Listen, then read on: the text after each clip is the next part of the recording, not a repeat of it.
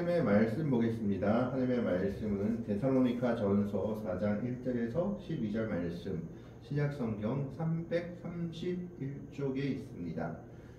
신약성경 331쪽에 있는 데살로니가 전서 4장 1절부터 12절까지의 말씀을 교독을 합니다. 1절의 말씀을 제가 먼저 봉독해 드립니다. 그러므로 형제들아, 우리가 끝으로 주 예수 안에서 너희에게 구하고 권면하노니 너희가 마땅히 어떻게 행하며 하나님을 기쁘시게 할 수 있는지를 우리에게 배웠으니 곧 너희가 행하는 바라 더욱 많이 힘쓰라. 우리가 주 예수로 말미암아 너희에게 무슨 명령으로 준 것을 너희가 아니니라. 하나님의 뜻은 이것이니 너희의 거룩함이라 곧 음란을 버리고 각각 거룩함과 존경으로 자기의 아내 될 줄 알고 하나님을 모르는 이방인과 같이 색욕을 따르지 말고 이 일을 분수를 넘어서 형제를 해하지 말라. 이는 우리가 너희에게 미리 말하고 주문한 것과 같이 이 모든 일에 주께서 심원하여 주시니라. 하나님이 우리를 부르심은 부정하게 하심이 아니요 거룩하게 하심이니 그러므로 저버리는 자는 사람을 저버림이 아니요 너희에게 그의 성령을 주신 하나님을 저버림이니라. 형제 사랑에 관하여는 너희에게 쓸 것이 없음은 너희들 자신이 하나님의 가르치심을 받아 서로 사랑함이라. 너희가 온 마게도냐 모든 형제에 대하여 과연 이것을 행하도다. 형제들아, 몰라하면 더욱 그렇게 행하고. 2절의 말씀 같이 읽습니다. 또 너희에게 명한 것 같이 조용히 자기 일을 하고 너희 손으로 일하기를 힘쓰라. 이는 외인에 대하여 단정히 행하고 아무 궁핍함이 없게 하려 함이라. 아멘. 오늘 데살로니가 전서 4장 1절부터 12절은 한마디로 이야기하자면 하나님을 기쁘시게 하는 생활이 무엇인지에 관해서 사도 바울이 데살로니가 교인들에게 말하고 있는 것이다 라고 할 수 있습니다. 이 데살로니가 교회는 약간의 특수성을 가지고 있었습니다. 이 데살로니가는 역시 황제 숭배나 우상 숭배가 심한 지역이었는데 이때 이 데살로니가 교회는 다른 교회들보다 주의 재림에 대한 소망이 좀 더 간절했던 교회 같습니다. 즉 파루시아, 예수님이 다시 오실 날이 얼마 남지 않았다고 믿는 사람들이 많았던 교회였습니다. 그래서 벌써 오래됐지만 전에도 이장님 목사라고 하기도 그렇고 이단이었죠. 다가올 미래를 대비해라 해서 다미 선교회 1992년도에도 우리나라에서도 한 차례 문제가 된 적이 있습니다. 왜 문제가 됐냐 하면 그때 예수님 1992년 10월 29일인가 다시 오기 때문에 그날을 준비해야 돼서 학교를 잘 다니던 애들이 학교를 그만두고 또 직장을 잘 다니던 사람들이 직장을 그만두고 교회에 모여서 기도만 하고 아무거나 하지 않았기 때문에 사회적 문제가 됐었고 그날이 아무것도 없이 지나가자 그들은 그들의 주장에 대해서 잘못됐다 인정한 것이 아니라 다른 주장을 펼치면서 지금까지 이어져 오고 있는 것을 보게 됩니다. 이와 마찬가지로 이 당시 데살로니가 교회 사람들 중에서도 예수님이 자기들이 살아있을 동안에 온다고 이제 예수님 재림의 날이 얼마 남지 않았다고 생각하는 잘못된 생각을 품은 무리들이 있었습니다. 그래서 그들은 열심히 일하는 다른 성도들을 비웃고 예수님 오실 것을 준비해야지 왜 저렇게 사는가 하고 자기들은 일도 하지 않았고 교회 공동체에서 자들한테 주는 것만 먹고 빈둥빈둥 사는 무리들이 있었던 겁니다. 그리고 그들은 그렇게 사는 것에 그치지 않고 여기저기 돌아다니면서 말을 옮겼던 사람들인 모양입니다.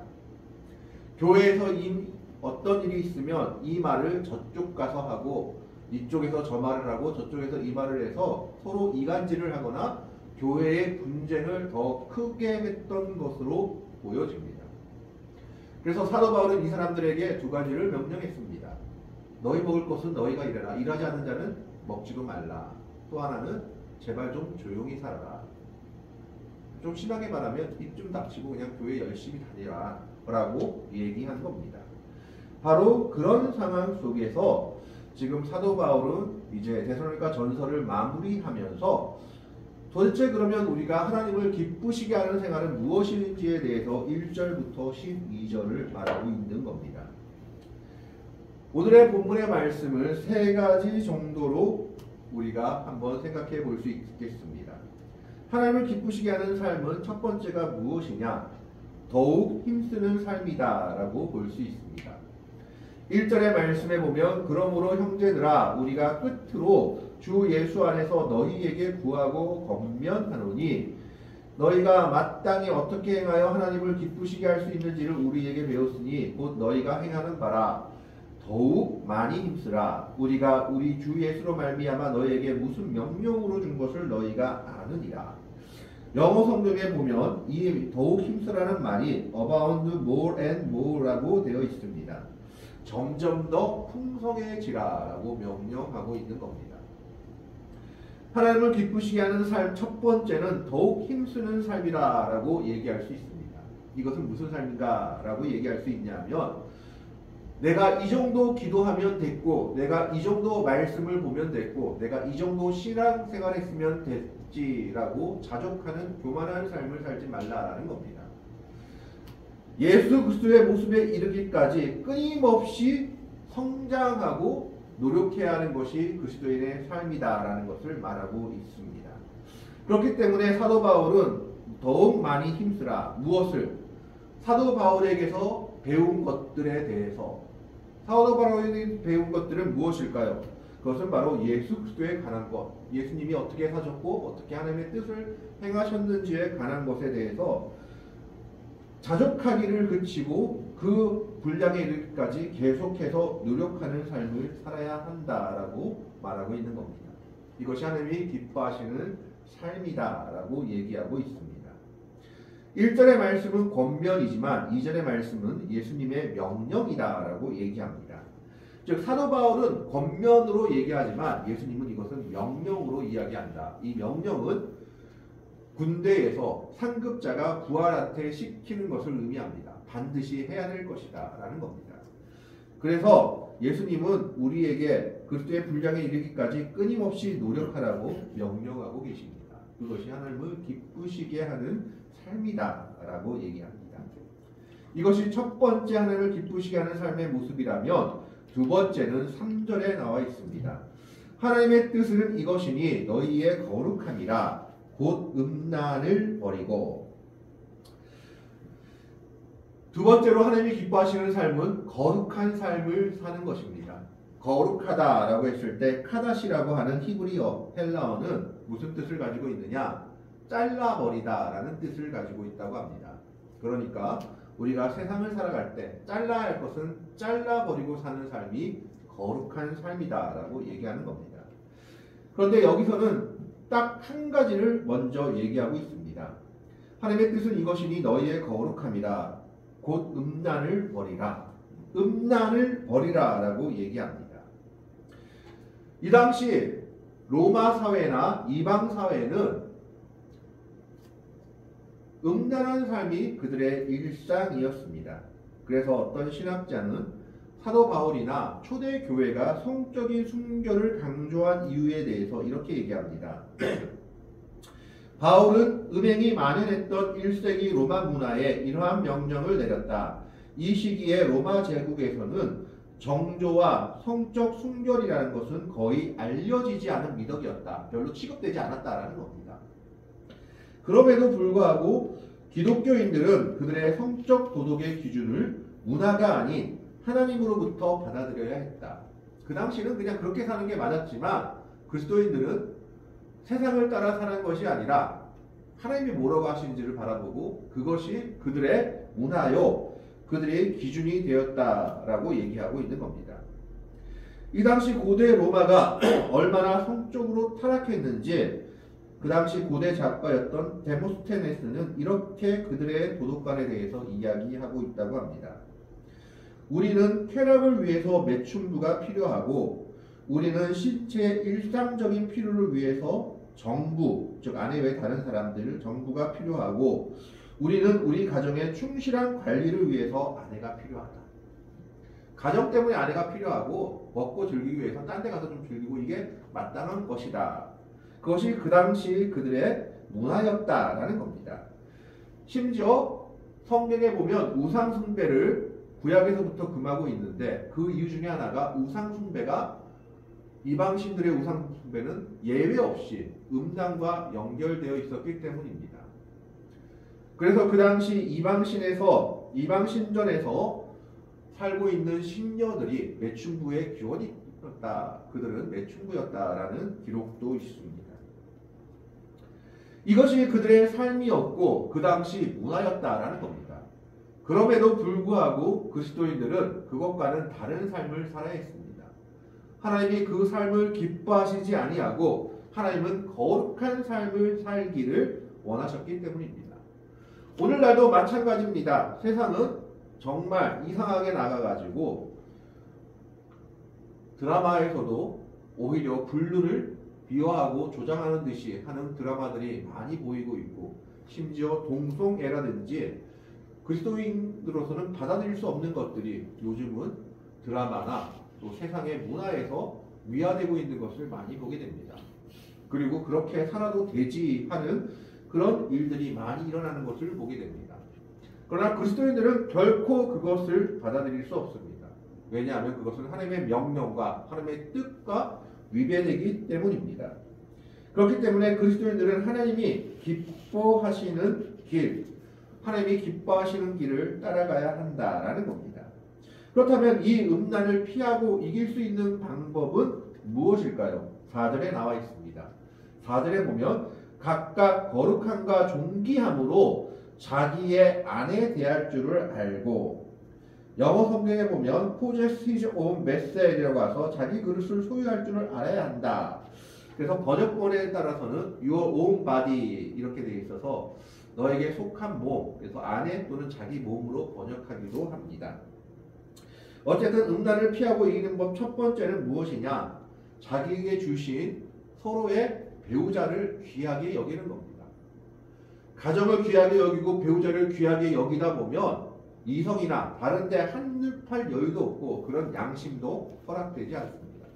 정말 누군가를 진정으로 사랑하고 그 사람을 정말 존귀히 여긴다면 그 사람 외에 다른 사람과 성적인 관계를 가진다는 것은 상상할 수 없는 일이기 때문입니다.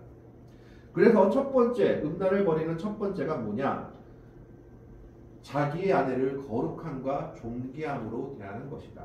이것을 바꿔 말하면 자기에게, 남자도 역시 마찬가지겠죠. 자기에게 주어진 배우자를 존귀하게 여기고 귀하게 여기는 겁니다. 하나님께서 우리에게 주신 가정이 얼마나 중요한지 알고 그것을 귀하게 여기면 우리는 음란을 피할 수 있습니다. 자기의 자녀에게 부끄럽지 않은 모습, 자기의 배우자에게 부끄럽지 않은 모습으로 서자고 한다면 음란의 길을 따라갈 수 없다라는 겁니다. 두 번째로 5절의 말씀에 하나님을 모르는 이방인과 같이 세욕을 따르지 말고, 즉 정욕을 따라서 살지 말라라는 겁니다. 음란을 피하라는 말입니다. 우리는 연약하기 때문에 음란이 있는 장소에서 물리치기는 쉽지 않습니다. 어떻게 해야 됩니까? 아예 그런 장소를 가지 않는 겁니다. 아예 피해버리는 겁니다. 요즘 말이 많은 뉴스거리들이 있죠. 김호중 씨. 잘못된 곳을 가가지고 잘못된 일을 해서 결국 잘못된 결과로 구속까지 낸 것을 보게 됩니다.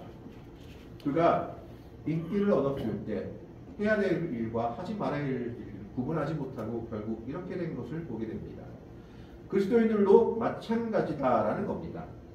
거룩함에 이르러야지 음란에 이르게 되면 잘못된 결과를 낳습니다. 그 결과가 6절에 나와 있습니다. 6절에 나와 있습니다. 6절을 보겠습니다. 이 일의 분수를 넘어서 형제를 해하지 말라. 이는 우리가 너희에게 미리 말하고 증언 것 같이 이 모든 일에 주께서 신원하여 주심이라. 음란의 삶을 살게 되면 그 삶이 나만 죽이는 것 같은데 이웃의 형제까지 잘못되게 할 수 있고 내 가족을 해치는 일이 될 수 있다는 것을 말하고 있는 겁니다. 잘못된 것을 숨기려고 거짓말을 하다 보니까 형제들이, 내 이웃들이, 내 가족들이 다치게 된다라는 겁니다. 그리고 이 일은 하나님이 하시는 일이다라고 말하고 있습니다. 이 모든 일에서 주께서 신원하여 주십니다. 하나님이 모든 것을 보시고 이걸 갚아주신다라는 겁니다. 그래서 거룩한 삶을 살아야지 잘못된 삶을 살지 말라라고 얘기하고 있습니다. 왜냐하면 이 거룩한 삶을 살지 않을 경우에 하나님이 어떻게 하십니까? 그 일에 대해서 반드시 징벌하시는, 신원하시는 분임을 오늘 성경은 얘기하고 있습니다. 그리고 이렇게 사는 것은 하나님을 배반하는 것입니다. 7절 말씀에 하나님은 우리를 부르심은 부정하게 하심이 아니요 거룩하게 하심이요. 8절 말씀에 그러므로 저버리는 자는 사람을 저버림이 아니요 너희에게 그의 성령을 주신 하나님을 저버립니다. 우리가 이렇게 말하는 사람들이 많이 있습니다. 아니, 내 마음대로 살아도 내 마음속에 하나님을 믿는 믿음은 굳건해 라고 말하는 사람들이 있습니다. 그러나 그의 삶 자체가 이미 하나님을 버린 삶이라고 오늘 성경은 이야기하고 있는 겁니다. 정말 하나님을 믿는다면 하나님이 원하시는 거룩한 삶을 살아야지, 그렇지 않을 때는 하나님을 버린, 성령을 주신 하나님을 버린 것과 같다라고 얘기하고 있습니다. 세 번째로 하나님을 기뻐하시는 삶은 무엇이냐? 9절에 나와 있습니다. 9절의 말씀에 보면 형제 사랑에 관하여는 너희에게 쓸 것이 없음은 너희들 자신이 하나님의 가르치심을 받아 서로 사랑하니라. 세 번째로 하나님이 기뻐하시는 생활은 무엇일까요? 형제를 사랑하는 삶입니다. 그런데 여기에 대해서는 데살로니가 교인들에게 쓸 것이 없다라고 얘기합니다. 이것은 아마 데살로니가 교회의 성도들이 좀 전에 말씀드린 것처럼 예수님 오실 것만 기다리고 아무 일도 행하지 않고 먹기만 하는 사람들을 받아주었던 모습을 사도 바울이 보았기 때문입니다. 곳곳에서 문제만 일으키고 먹기만 한 그들임에도 불구하고 데살로니가 교회는 그들을 받아들여주고 그들이 쓸 것을 공급해 주었던 것으로 보여집니다. 그렇기 때문에 사도 바울은 그 형제의 사랑에 관해서는 너희에게 말할 것이 없다. 심지어 그 교회뿐만 아니라 10절의 말씀에 보면 너희가 온 마게도냐 모든 형제에 대하여 과연 이것을 행하도다. 형제들아 고난오니 더욱 그렇게 행하고. 그 당시 마게도냐 교회, 마게도니아에 있던 모든 형제들에게 그 모습을 데살로니가 교회가 나타냈다라는 것입니다. 순회 전도자가 오면 아마 잘 대접하고 뿐만 아니라 옆에 어려운 교회가 있으면 이 교회들이 마게도니아 교회들을 도와주었던 것으로 성경은 기록하고 있습니다. 왜냐하면 사도 바울이 사도행전에서 말하고 있죠. 데살로니가 교회는 많은 헌금을, 연보를 도와주기 위해서 모아두었다라고 얘기하고 있는 것을 보게 됩니다. 그래서 그들은 형제의 사랑에 관해서는 정말 자기의 것을 아낌없이 내어놓아 주는 삶을 살았던 그들의 모습에 대해서 이것은 하나님을 기쁘시게 하는 것이다 라고 얘기합니다. 그러면서 두 가지를 명령을 합니다. 이것은 아마 그 당시 데살로니가 교회에서 예수님이 다시 오실 거야, 얼마 남지 않은 시간에 다시 오실 거야 라고 기다리고 교회를 어지럽게 하던 무리들에게 명령하고 있는 것으로 보입니다. 11절의 말씀에 보면 또 너희에게 명한 것 같이 조용히 자기 일을 하고 너희 손으로 일하기를 힘쓰라. 첫 번째는 조용하게 살라는 겁니다. 자꾸만 여러 말을 해서 교회를 어지럽게 하지 말고 다른 사람 간섭해서 교회 상황을 더 나쁘게 하지 말고 조용하게 살아라. 요즘 말로 하면 내일이나 잘 신경 쓰고 살아라 라고 말하는 겁니다. 요즘 교회에도 많은 문제들이 어떻게 나타납니까? 서로의 것을 감사하다가 서로의 것을 서로 어떻게 합니까? 간섭하다가 교회에서 다툼이 나고 문제가 일어나는 것을 보게 됩니다. 그래서 사도 바울이 첫 번째 말하는 것은 조용히 자기 일이나 해라, 내 일이나 잘 해라 라고 얘기합니다. 두 번째는 너희 손으로 일하기를 힘써라. 그 당시 교회 상에 비추어 봤을 때 제발 좀 일하고 먹고 살아라. 남한테 기대지 말고 일하고 먹고 살아라. 그게 너희들한테 주는 명령이다 라고 얘기합니다. 그래서 세 번째 모습은 뭐냐? 형제를 사랑하는 삶, 이것이 하나님이 기뻐하시는 삶이다 라고 사도 바울은 이야기하고 있는 겁니다. 하나님을 기쁘시게 하는 삶은 첫 번째가 끊임없이 노력하는 삶입니다. 예수 그리스도의 모습에 이르기까지. 두 번째는 뭡니까? 두 번째는 거룩함을 이루는 삶입니다. 거룩함을 이루는 삶은 첫 번째 음란을 버리는 겁니다. 그럼 음란을 어떻게 버릴 수 있느냐? 자기에게 주신 아내를, 배우자를 소중하게 여길 때, 그리고 자기의 가정을 귀중하게 여길 때 음란을 버릴 수 있다. 따라가지 않는다. 세상을 따라가지 말라라고 얘기하고 있는 겁니다. 세 번째는 뭡니까? 형제를 사랑하는 삶을 살아라. 자그마한 것이라도 내 것을 내어놓고 형제를 사랑하고 그들을 위해 살 때 하나님이 그 삶을 기뻐하신다라고 말하고 있습니다. 그리고 일을 하지 않는 자들에 대해서, 그리고 교회에 문제를 일으키는 자들에 대해서 사도 바울은 조용해라, 자기 일을 하고 내가 일해서 먹으라라고 명령하고 있습니다. 그 이유를 12절에 말하죠. 이는 외인에 대하여 당정히 행하고 또한 아무 궁핍하심이 없게 하려 함이라. 교회 밖의 사람들한테 욕 듣지 말게 하라는 겁니다. 이렇게 살아야지만 교회 밖의 사람들이 하나님의 백성들을 인정하고 그들이 아무 말 못할 거 아니냐라고 얘기하고 있는 겁니다. 이 모습이 하나님이 기쁘시게 하는 모습이다라고 얘기하고 있습니다. 그리고 데살로니가 교회에다 이렇게 살라라고, 그리고 오늘 우리들에게도 이렇게 살아라고, 이것이 하나님을 기쁘시게 하는 생활이다라고 말씀하고 있는 겁니다. 오늘 우리는 하나님을 기쁘시게 하는 생활이 무엇인지를 사도 바울로부터 들었습니다. 오늘 우리는 이 말씀을 기억하면서 끊임없이 그리스도의 분량에 이르기까지 노력하는 삶을 사는 우리들이 되기를 바라고, 음란을 버리며 거룩한 삶을 사는 주의 백성들이 되기를 바랍니다.